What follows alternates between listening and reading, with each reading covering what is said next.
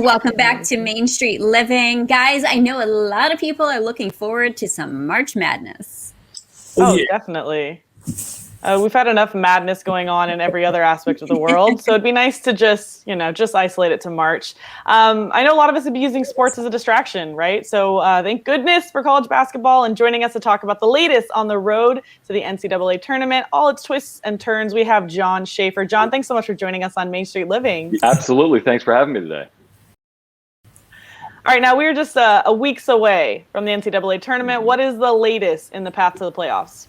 You know, it's been a wild year in college basketball, as you'd expect, and there have been stops and there have been starts, and there's so many Division I programs. But the good news is the plan is for a tournament in the state of Indiana in the middle of March. There was no tournament in 2020 because of the pandemic. So hopefully the tournament kicks off with 68 teams. We crown a national champion because there hasn't been a national champion in the last couple of years. So all roads right now are for Indiana and the state of Indianapolis. Yeah, Jon, and you work closely with San Diego State, which is actually having a really good year. So what should we be watching for from them in the next couple of weeks? You know, it's been an amazing year for San Diego State. Really, a year ago was one of the best seasons in the history of San Diego State University basketball. They went 30-2 a year ago. Yeah. They were considered to be maybe a national title favorite in 2020. So they haven't had that identical year, but they've got a lot of leadership and experience back from that 2020 team. This has been a team that's been to the NCAA tournament 9 or 10 times in the last 2 decades. So it's a team that is used to getting there. They hope to get there again. And if they get there, they hope to make some noise. They've been to a couple of Sweet 16s in the last decade. If they can get to another one in 2021, it would be just a terrific year out west for the Aztecs. Sure thing. Definitely. Always a really tough team, right?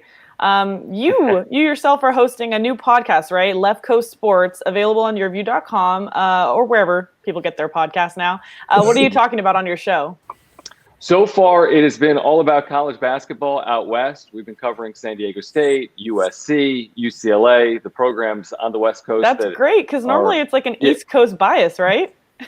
Exactly. So we're covering some West Coast sports. You know, I stay up late at night, watch a lot of college basketball. So we've been covering college basketball, but once the college basketball season is over, we're going to get into Olympics. A lot of Olympians train actually in Southern California and in San Diego County. So we'll lead you up to the 2021 Olympics, hopefully in Tokyo. And then once we get into the summer and the fall, there's a ton of prep sports, obviously in Southern California, lots of Division I athletes. So we've been talking with coaches, players, people that are making a difference and are impactful in college sports, professional sports, and prep sports in Southern California. So my question is regarding the tournament, Jon. How do you do your bracket? Okay, can you share with us how you do your bracket? Mine is destroyed after the first couple of games every year. Yeah, there's no right way to do it, by the way. I mean, my dog can pick a better bracket than I can, and my career has been made, covering college sports. So there's no easy way. Sometimes you got to get lucky. Tens and tens of thousands of brackets are filled out. More than that, tens of millions of brackets are filled out in the U.S. each and every year. Some years, you pick a majority right. Some years you pick a majority wrong. I mean, the odds of getting them all right is virtually impossible. It's billions and billions and billions. I think you have a better chance of winning the lottery than you do of picking every single game right. But with me, it's I just that $2. Yeah. So I got a shot. You just won $2 exactly. Yeah. You got a shot. Exactly. Yeah. So speaking of things that we hope are just very small chance of happening, you mentioned that there's a plan for this to happen in Indiana. What do you think so far about how the NCAA has handled the COVID situation? How do you see it impacting the tournament? Yeah, it's a really good question. I think that they have a really good plan in place, but unlike what the NBA did, which was literally a bubble, and they put all their teams in the same site and kept them away from anyone else for months on end, the NCAA can't do that. They are going to require 7 consecutive days of negative tests for all of the schools in the tournament before they even get to Indiana. And then, of course, they'll be strictly tested once they are in the state of Indiana. And most of these games will happen in the city of Indianapolis. There's a scenario where maybe one of the teams can't go out of the 68. Will there be teams that are waiting on standby to enter the field if someone can't go? That's a question that hasn't yet been answered. But I think by and large, they've got a good plan. The question is, can it be executed fully over the course of 2 or 3 weeks to keep these students safe and to keep this tournament on track to crown a national championship, a national champion at the beginning of April? Now, John, can I ask you real quick? Sorry, Quincy. Yeah. The Blue Bloods are not doing as well this year, right? The Kentuckys of the world, Duke and et cetera, right? Do you think that the selection committee is going to take that into consideration? Do you think that they're worried about ratings being lowered? Are they going to be trying to get some of those schools in that maybe would be on the fringe? It's been a really weird year. You're 100% right. I mean, Kentucky, North Carolina, Duke, Michigan State.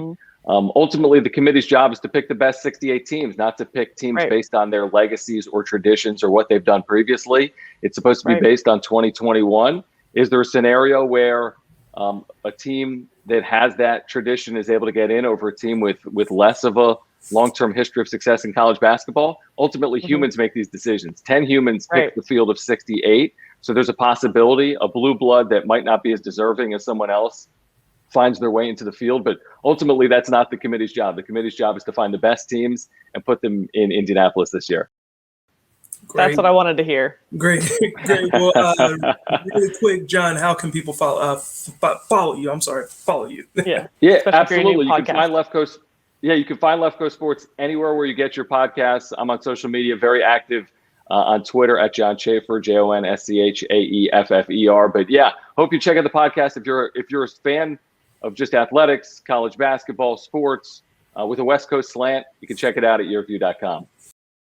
Awesome. Well, thank you very much, John, for stopping by. And don't forget to check out John's podcast, Left Coast Sports. That's with every new episode on Thursday, okay? Also on March 13th with the Advanced to Indianapolis show. So you can set your DVR for that. And Danielle, one thing the NCAA tournament attorney definitely produces every year is future pro stars. And when we return, we're going to do some fancy footwork displaying under the stars. So we'll be right back.